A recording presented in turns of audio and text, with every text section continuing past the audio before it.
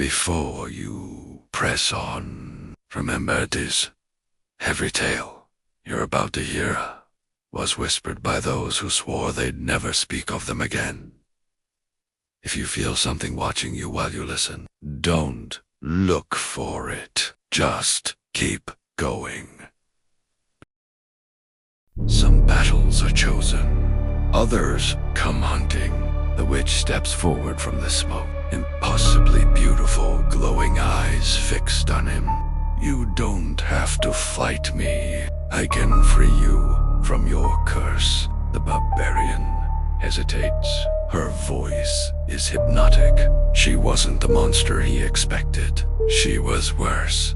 Her hands ignite into cold blue. Flame runes flash behind her. Release the souls you've taken. Oh, they're not mine. Suddenly, a crack of energy. The skeletal sorcerer materializes behind her, fingers twitching like he's pulling invisible strings. The witch's beauty flickers. Her face momentarily distorts into something ancient and rotting. She is my vessel, and you are the final piece. The barbarian charges blade, glowing with his own blue markings, witch hurling blue fire. Barbarian slicing through illusions. Skeleton whispering spells that distort reality. He fought darkness with everything he had. The barbarian drives his sword through the witch. Light explodes. She collapses, smiling. Thank you for opening the seal. Behind her, the skeleton peels away like empty armor, revealing a second, larger, more monstrous entity, made of swirling blue fire and bold. You freed me.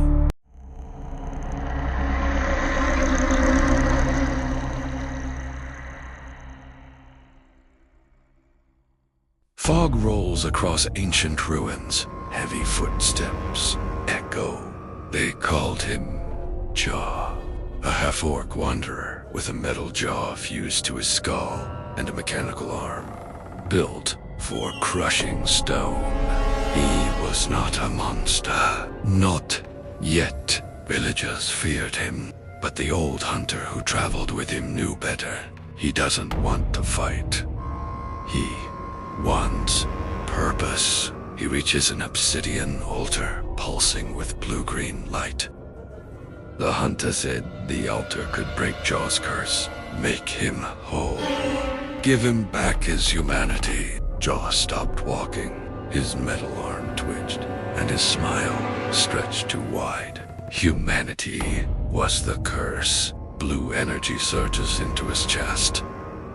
His armor reshapes, becoming jagged, demonic. The metal jaw unhinges. The altar didn't free him.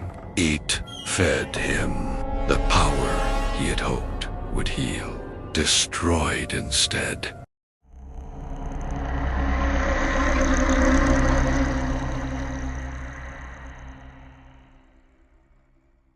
He wasn't scared, just a traveler, trying to cut through the frozen valley before nightfall. But everyone warned him, never walk near the ruins.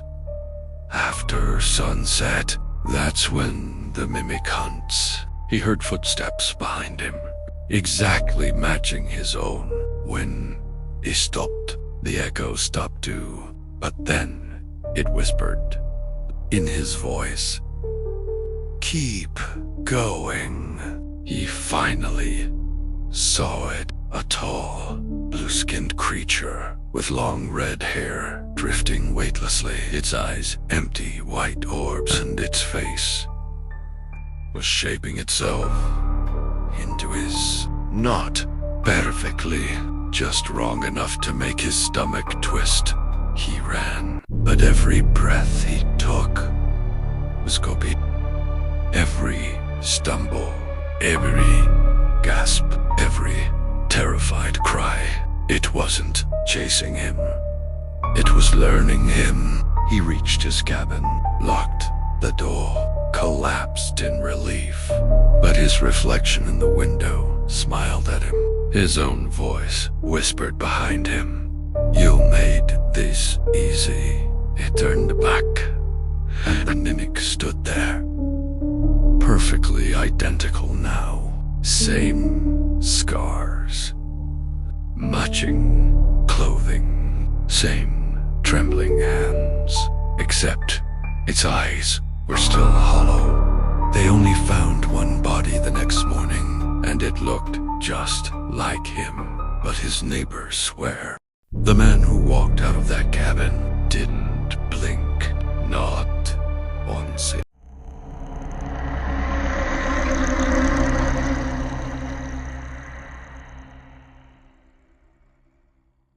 In a drowned-out forest of fog and dead branches, a barbarian and his wife, Taylor, travel the forgotten path home. They aren't alone. The first call comes soft, distant. "Taylor, Taylor, come and help. I'm stuck." And the blood in Taylor's veins freezes. Because that voice, it sounds exactly like her husband. The barbarian stops, hand tied on his axe. "Don't answer it." His voice is low, firm, afraid. The thing in the trees calls again. "Taylor, I'm wounded. Find me." They stand silent, listening, breathing shallow. The voice comes again, harder this time, fast, frantic, desperate. "Come, help me. Come, come, come, come." Taylor grips his arm. "I know that's not you." It sounds wrong. The voice snaps, losing all pretense. It shifts pitch, tone, rhythm. Too deep, too wet, too angry. "Get over here! I told you to come." The trees shake. Something huge moves in the darkness. Taylor whispers, "What does it want?" The barbarian swallows. "It wants you." Mimics call out what they think you'll chase. Silence falls. Then, right behind them, a second voice breaks the stillness. A perfect copy of Taylor's voice. "Help me. I'm lost." The barbarian's eyes widen, because this voice isn't coming from the woods. It's coming from directly behind him, only inches away. Taylor is still beside him, gripping his arm, but another Taylor stands right behind him, smiling with teeth too sharp. She whispers, "You came."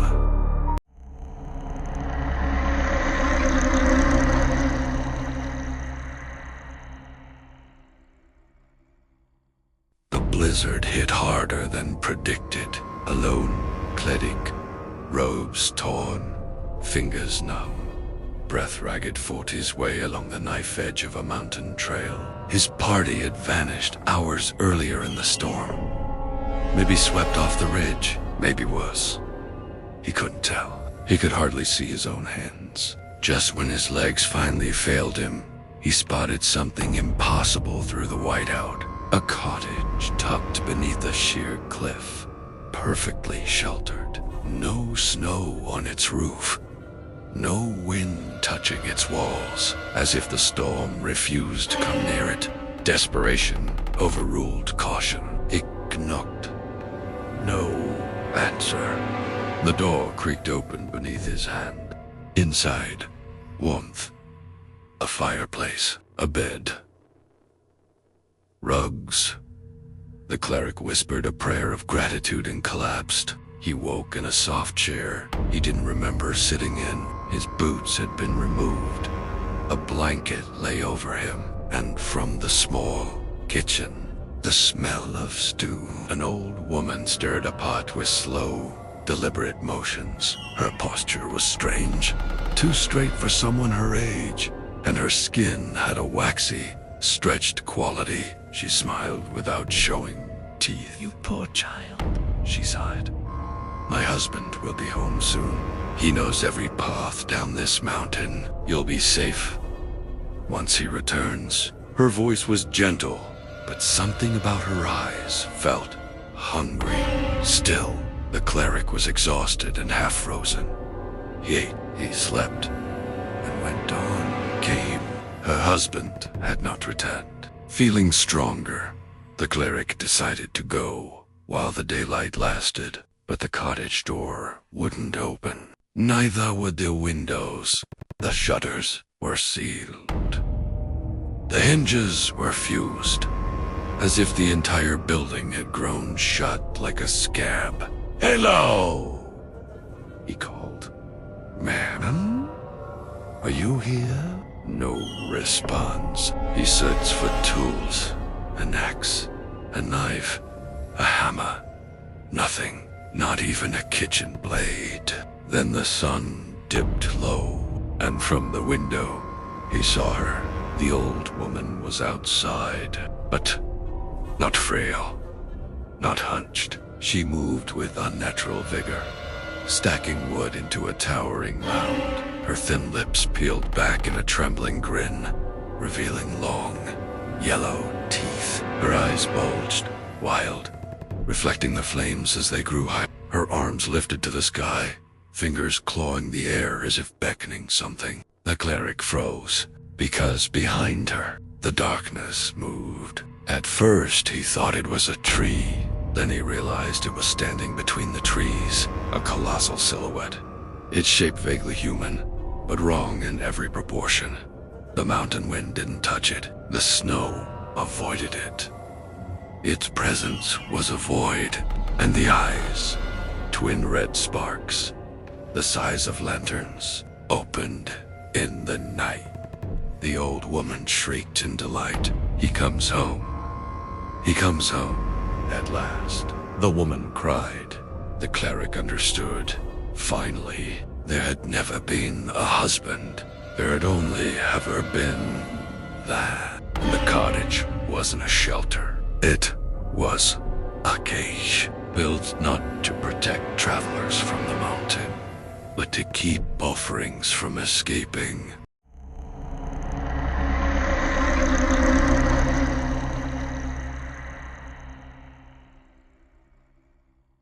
A moon, the color of dying embers, hangs above a blackened plain. Silent.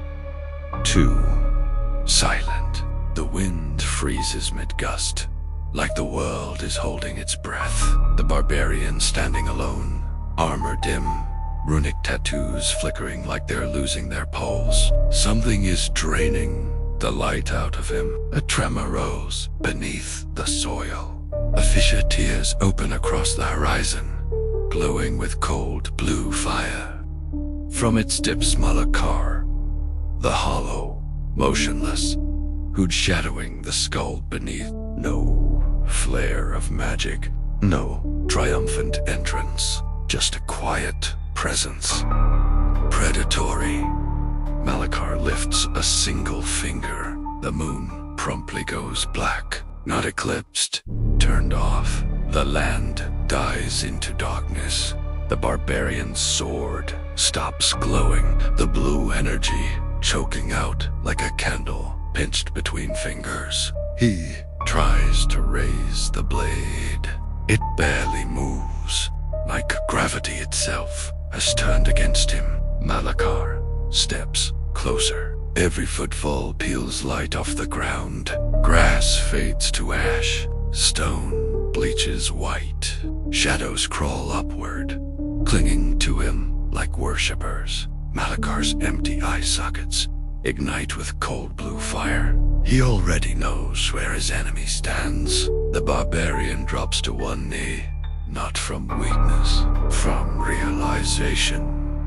This isn't a battle, it's a harvesting.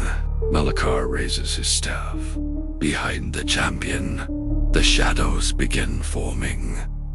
Fingers, arms, outlines of twisted versions of him, growing taller, stretching, whispering in a language that sounds like bone on stone. Then a flash of blue, a scream of steel, a silhouette of the champion lunging.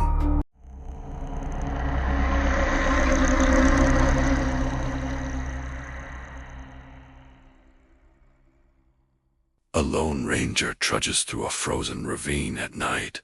When a lantern's warm glow appears behind him, he picks up his pace. The lantern follows, then multiplies. 10, 20, 30. Lights igniting in the dark like eyes. The lights drift closer, revealing gaunt, hooded figures, each holding a lantern made from a human skull. The ranger whispers, "I didn't steal your light," and the nearest skull lantern replies in a dozen overlapping voices, "Then give us your shadow."